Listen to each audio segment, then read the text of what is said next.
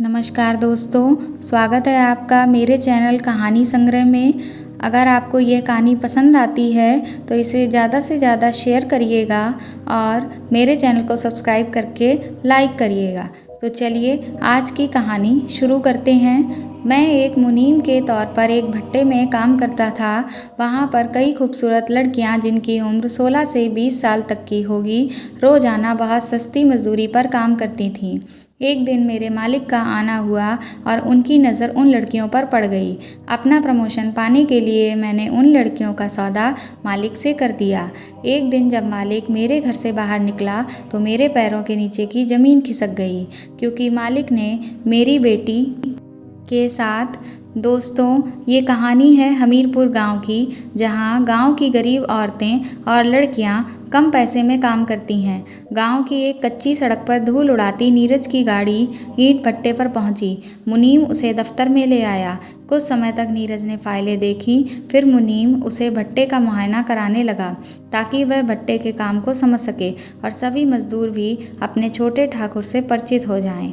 चलते चलते नीरज और मुनीम एक तरफ की ओर चले गए जहाँ कई औरतें मिट्टी गूंथने में मशरूफ़ थीं। नीरज की नज़र खूबसूरत चेहरे, गदराए जिस्म, नसीली आँखों और संतरे की फांका जैसे होंठों वाली एक लड़की पर जा टिकी। मुनीम जी, हम पहली बार मिट्टी में गुलाब खिला हुआ देख रहे हैं। नीरज ने उस लड़की के बदन का बारीकी से मुआयना करते हुए कहा। हुजूर, यहाँ हर रोज़ आपको ऐसे ही गुलाब खिले मिलेंगे। मुनीम ने भी चुटकी ली। मुनीम जी, उस लड़की को कितनी तनख्वाह मिलती है? नीरज ने पूछा। हुजूर, वह तनख्वाह पर नहीं, 60 रुपए की दिहाड़ी पर काम करती है। मुनीम ने बताया। बस 60 रुपए हर रोज़? आप इतनी कम दिहाड़ी देकर उसके हुस्न की तौहीन कर रहे हैं, नीरज ने शिकायती अंदाज में कहा। सभी मजदूरों की दिहाड़ी दिवाली पर बढ़ाई जाती है। पिछली दिवाली पर उसकी दिहाड़ी 50 रुपए से 60 रुपए हो गई थी। अगली दिवाली पर 70 रुपए कर देंगे, मुनीम ने कहा। वह लड़की कितने दिनों से यहाँ काम कर रही है? नीरज ने पूछा। हुजूर, तकरीबन 3 साल से, मुनीम ने जवाब दिया। 3 साल में हर मजदूर को तरक्की मिल जाती है, पर अब तक उस लड़की की तरक्की क्यों नहीं हुई? नीरज ने नाराज़गी जताई। हुजूर, दिवाली पर उसका प्रमोशन कर देंगे, मुनीम ने तुरंत बोला। अगले पड़ाव पर काम में मशरूफ़ दूसरी लड़कियों पर नज़र डालते हुए नीरज बोला। मुनीम जी, ईंटों का यह बगीचा खूबसूरत फूलों से भरा पड़ा है। हुजूर, यह बगीचा आपका ही है। आपके मन को भाया करे तो गुलाम को हुक्म कर दें, उसे आपकी सेवा के लिए हाजिर कर दिया जाएगा। मुनीम बेहिचक बोला। पहले तो नीरज ने तीखी नज़रों से मुनीम को देखा, फिर एक आज़ाद कहकहा मार कर बोला। आपका बड़ा पारखी दिमाग है, इतनी सी देर में आप हमारी इच्छाओं से वाकिफ़ हो गए। नीरज के मुंह से अपनी तारीफ सुनकर मुनीम के चेहरे पर मुस्कान उभर आई। नीरज बोला। मुनीम जी, हम सबसे पहले उस लड़की का प्रमोशन करना चाहते हैं जिसकी मदमस्त जवानी ने हमारे अंदर हलचल सी मचा दी है। अगले दिन मुनीम ने उस लड़की को सूरज की हवेली में पहुंचा दिया। तुम्हारा नाम क्या है? नीरज ने मुस्कुराते हुए पूछा। पुष्पा, उस लड़की ने शर्माते हुए अपना नाम बताया। पुष्पा का मतलब जानती हो? नीरज ने उसकी तरफ बारीकी से नज़र डालते हुए पूछा। फूल, पुष्पा बोली। तुम भी फूल जैसी कोमल, खूबसूरत और महक वाली हो। तुम्हारे रूप के मुताबिक ही तुम्हारा काम होना चाहिए, इसीलिए तुम्हारे काम में बदलाव करके तुम्हें तरक्की दे दी है। अब तुम भट्टे पर काम करने के बजाय यहाँ का काम देखोगी, नीरज ने उसको बताया। पुष्पा ने अपने काम में मशरूफ़ हो गई और कुछ ही देर में नीरज के लिए कॉफ़ी बना लाई। कॉफ़ी का प्याला मेज़ पर रखने के लिए वह झुकी तो उसके उभार बाहर झांकने लगे। पुष्पा जैसे ही सीधी हुई, नीरज ने आकर उसे अपनी बाहों के घेरे में ले लिया। छोटे ठाकुर, यह क्या कर रहे हैं आप?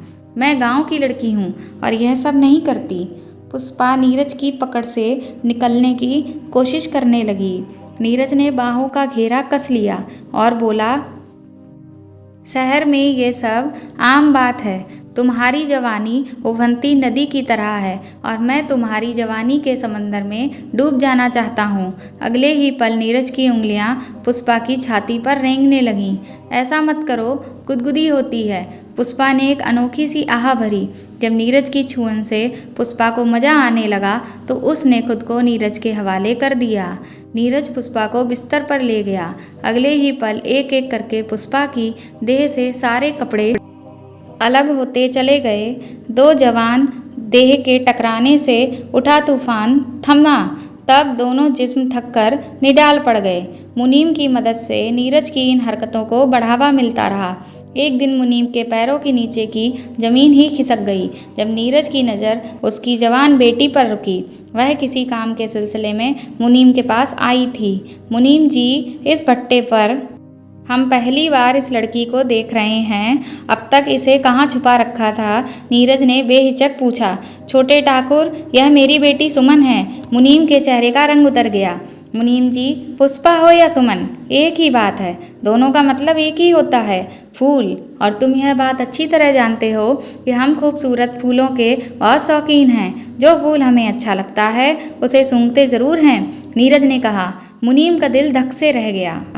उसने एक बार फिर से याद कराया कि छोटे ठाकुर, सुमन मेरी बेटी है। पुष्पा भी किसी की बेटी थी। नीरज ने ताना कसा। मुनीम को वहाँ से खिसकने में देर ना लगी, लेकिन उसके कानों में नीरज के बोलने की आवाज़ आती रही।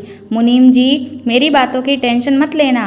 आज मुझे शराब कुछ ज़्यादा चढ़ गई है, इसलिए जवान काबू में नहीं है। मुनीम तेज कदमों से अपनी बेटी के साथ दफ्तर से बाहर निकल आया। एक दिन अनहोनी घटना घट गई। उस दिन जब मुनीम भट्टे से लौटा तो वह चौंक पड़ा। मुनीम ने नीरज को घर से बाहर निकलते देखा। मुनीम के चेहरे पर चिंता के भाव उभर आए। उसके कदम घर में घुसने के लिए तेजी से बढ़े। सुमन दीवार से टेक लगाए बैठी सुबक रही थी। यह नागवार नज़ारा देखकर मुनीम गस खाकर कटे पेड़ की तरह धड़ाम से फर्श पर गिर पड़ा। दोस्तों, अगर बुरा काम करोगे तो आपके साथ भी बुरा हो सकता है। क्या मुनीम ने जो किया सही किया? कमेंट करके ज़रूर बताएं।